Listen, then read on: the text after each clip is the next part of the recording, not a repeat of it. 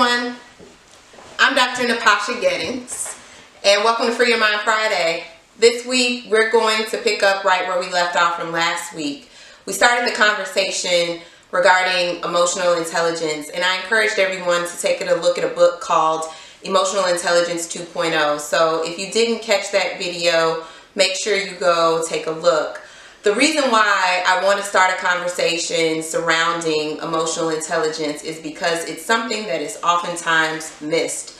In our culture, we tend to put a lot of emphasis on how smart we are, what is your IQ, which is your intellectual quotient, but we don't really understand that our brain has a whole nother realm of functioning, that if we learn how to tap into it, we can live a very healthy life.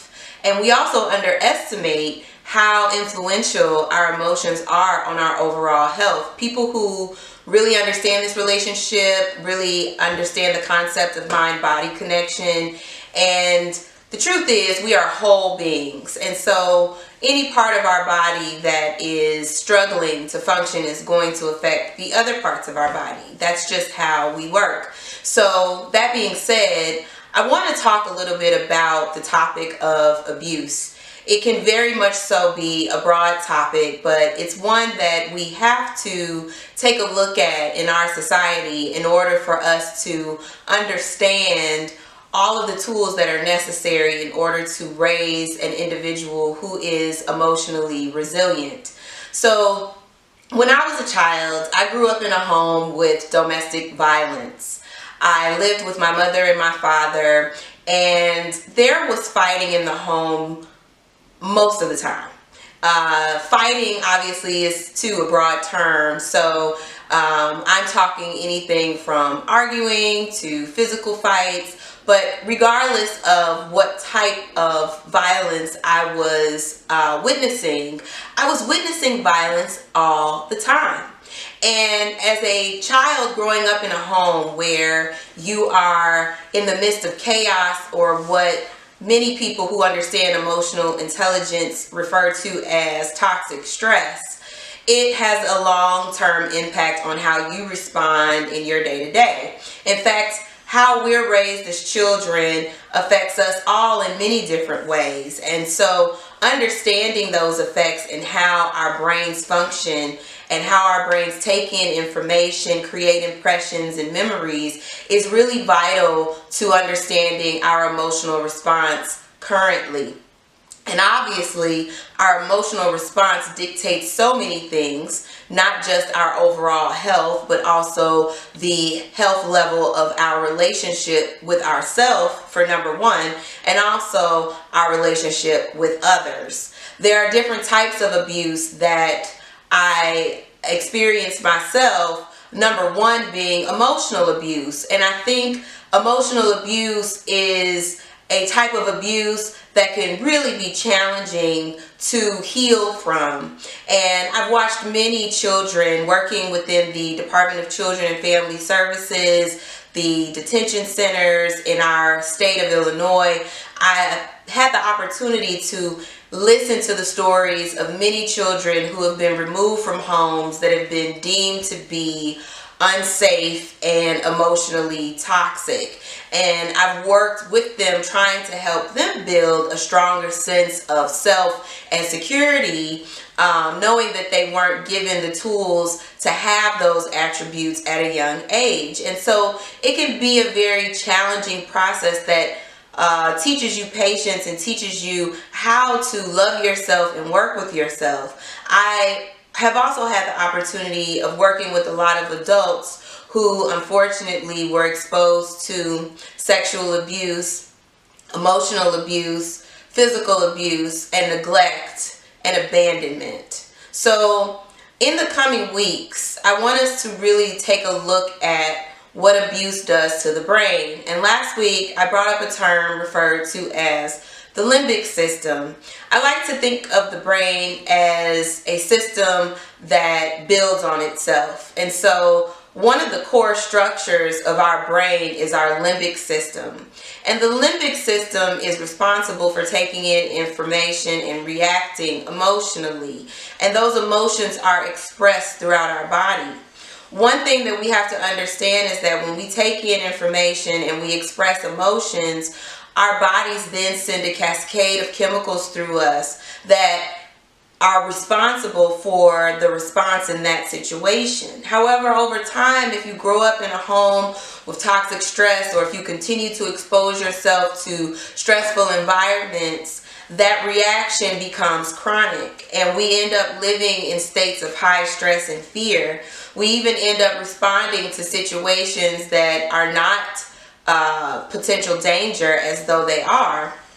It also helps us to realize that when we are no longer in that environment, we are no longer obligated to respond in that way. And so I see a lot of people living life as though they are still in abusive situations.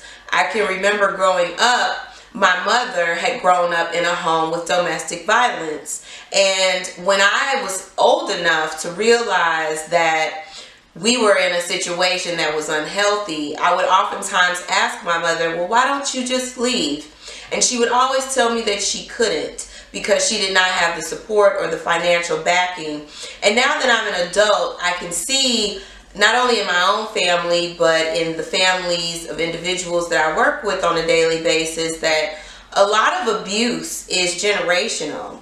And it speaks to how we model what we see as children. If we grow up in an environment that is toxic, we learn how to create toxic environments. When we grow up in an environment that does not shower us with words of encouragement and love and positive reinforcement, we learn how to speak negativity to ourselves. And in turn, these toxic habits create a toxic environment in the brain and also in the rest of the body.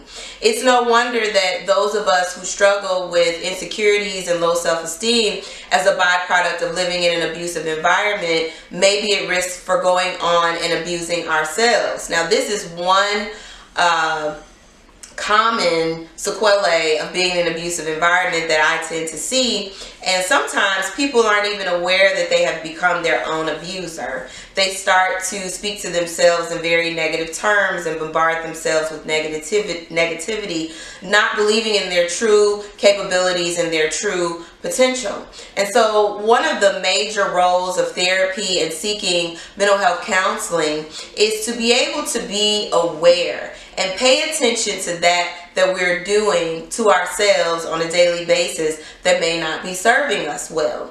And so moving on in our discussion of emotional intelligence, I want everyone to understand that that is the first step towards raising your EQ, is self-awareness. What are your habits? What is it that you do every day and why? Understanding what you spend your time on and who you spend your time with. Understanding whether or not these patterns are creating stress in your life, which ultimately leads to disharmony and ultimately leads to disease, or whether or not it's creating harmony, fulfillment, bliss, and happiness in your life. All of the emotional states that are linked with good health and longevity. My goal as a mental health provider in the community is to help everyone to become literate. Health literacy is huge, and I see that it's lacking a lot in our community. Many of us don't understand all of the functionality of our brain and other systems in our body, and we don't know how to take care of it. One of the best ways that you can take care of your mental functioning is to practice being calm and being at ease. There's a reason why the term dis-ease exists, because it is not in alignment with good health. So when we are not at ease and we are not in an emotionally resilient space, it's very challenging for our body to remain in a healthy state. It's sometimes a new concept for people to understand, but we're constantly in motion. We're constantly evolving. I'm not the same exact structure of molecules and atoms that I was when this video started. And so if you can understand that and understand the concept of neuroplasticity, you can appreciate the fact that although you have lived through certain trauma and abuse, there is always a potential for healing or to be made whole. Unfortunately, in our society, we've categorized certain disease states into areas of either shame or not being shamed. So let's take, for instance, HIV, which carries a lot of stigma and shame, or any sexually transmitted diseases. Let's take, for instance, certain mental health diagnoses that we've all heard about. They aren't met with the same receptivity when it comes to receiving treatment and help. And unfortunately, so many people shy away from speaking to a counselor and learning how to express their emotions in good ways because they're worried about judgment. It's very important that you stop judging yourself wherever you are in your journey to wellness. Judging yourself and putting yourself in a good or bad, or I've worked hard at it, or I haven't worked hard enough category is not the equation to reaching true health and wellness. And so I want us all to be proud to be aware of those areas within ourselves that we know we need to work on, to reach out to those individuals, including myself, by visiting clarionconscious.com and understand a little bit more about how we function and how the human mind and body work. If you focus your intention and your purpose on reaching emotional resiliency, you have to understand that being honest with yourself is the first step. Making sure not to continue to live in a state of denial, but being honest about everything that is going on around you, not judging it and dealing with it. Those are the first steps to raising your EQ. So I want to thank you for joining me today. We're going to continue to talk about developing emotional resiliency. There's going to be a toolkit coming on the website soon that will also allow you to tap into some resources that will help you on your journey to raising your EQ. I'm going to continue to tell my story and share with you my journey to wellness and becoming a healthcare provider, because